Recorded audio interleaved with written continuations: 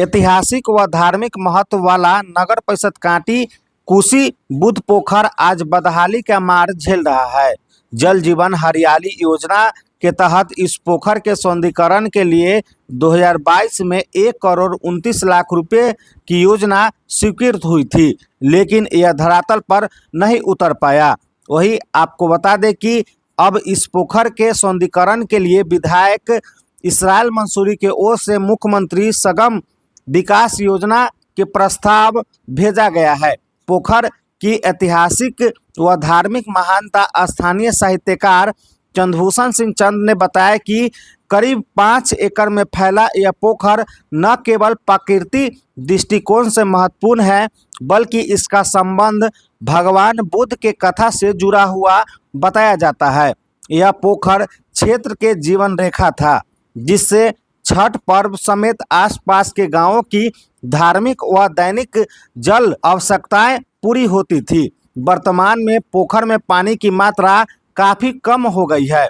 गहराई नहीं होने व साफ सफाई के अभाव में जल संचय नहीं हो पा रहा है। गंभीर पहल की जरूरत होने को लेकर स्वराजलाल ठाकुर, नंदकिशोर ठाकुर, शिवेंद्र ठाकुर आदि ने कहा कि अनदेखी के कारण यह ऐतिहासिक धरोहर दम तोड़ रही है। बगल के तिरहुत नहर के बीरपुर बितरनी से पोखर को जोड़ देने से पोखर में जल संकट दूर हो जाएगा। ऐतिहासिक, धार्मिक व पर्यावरणीय दृष्टि से महत्वपूर्ण इस पोखर के संरक्षण की जरूरत अब और अधिक हो गई है। यदि समय रहते पुनर्जीवित नहीं किया गया तो एक ऐतिहासिक धरोहर गुमनामी में खो जाएगी। हम लोग अभी बुद्ध पोखर पर हैं और बुद्ध पोखर की स्थिति इतनी दयनीय है कि उस दिन आपने जिस मृतक का शरीर दिखाया था वहाँ इस जगह से ज़्यादा पानी है।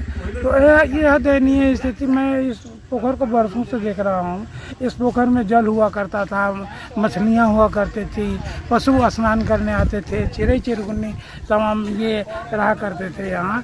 आज इसकी स्थिति इतनी दयनीय है कि ये पोखर स्वयं प्यासा लग रहा है। तो सरकार से आग्रह है कि एक बार इसके लिए 1 करोड़ 29 लाख रुपया का सैंक्शन हुआ था ये जल जीवन हरियाली में। तो ठीक है, जल है तो जीवन है, जल है तो कल है। तो हरियाली में हुआ लेकिन हो नहीं पाया उसका, वो 22 में ही हुआ था। फिर एक आवेदन दिया गया है इसके अति के लिए, तो सरकार आवेदन दिया गया है इसके सुधार के लिए, इसके जीर्णोद्धार के लिए। तो ग्रामीणों का, यहाँ के लोगों का आग्रह है कि इसमें या तो एक बोरिंग करा दिया जाए बीच में और उस बोरिंग को 2 घंटा ये चलाया जाए। यहाँ बिजली की सुविधा है, और नहीं तो नहर से इसको जोड़वा दिया जाए, नहर से ये, और ताकि बीच के खेतों का ये सिंचाई भी होगा और इसमें पानी भी रहेगा नहर की वजह से। तो ये हम लोगों का मांग है। हम लोगों सरकार से करते हैं या तो इसमें बोरिंग करा के दिया जाए, और नहीं तो इसको नहर से जोड़ दिया जाए बगल के खेतों की सिंचाई।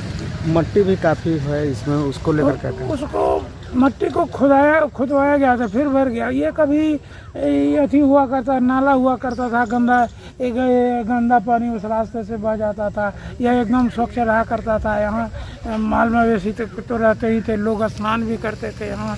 जब लोग इस तरह श्मशान है, श्मशान में मरने के बाद जब लोग आते थे तो यहीं स्नान। लगातार सर आप मुद्दा उठाते रहते, कहाँ से इतना ऊर्जा आता है सर आप? ऊर्जा नहीं, ऊर्जा तो जब पीड़ा होगी तो ऊर्जा होना ही है, और आदमी जब पीड़ित होता है तो बात आती है और वो बात होती है। और हमारे इस मांग को अगर समर्थन मिल जाए या इसको कार्यान्वित कर दिया जाए तो यहाँ के लोग धन्य बोर्डिंग लग जाएगा, इससे पूरा पानी इसमें रहेगा शुद्ध। तो मैं आपको एक बात बताऊं कि सभापति से मेरी कल बातचीत हुई थी। सभापति जी ने कहा था कि मैंने ये मुद्दा राजू सिंह को लिख के दिया है, और एक और आए थे, उनका नाम मैं भूल रहा हूँ, उनसे भी इनने चर्चा की थी। सो देखिए, तो मैंने कहा कि मुझे तो नहीं जानकारी। तो उन्होंने कहा कि सर आप मिलते ही हमसे, कहाँ हैं कि आपको जानकारी हो।